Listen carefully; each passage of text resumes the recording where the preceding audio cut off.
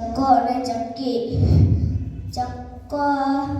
ચક્કો અને ચક્કી ખીચડી બનાવતા હતા અને ચકલી તો પાણી ભરવા ગઈ હતી અને ચક્કો તો પટ્ટો બાંધીને સૂઈ ગયો.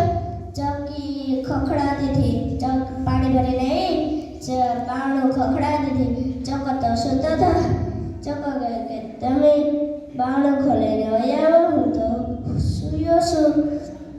ચક્કો કહે અને ચક્કી કહે કે હા. ચકલી તો બાણું તોડીને વહી. પછી ખીચડી જો પાણી તો મૂકી દીધું. પછી ખીચડી જોવા ગઈ, ખીચડી તો નથી.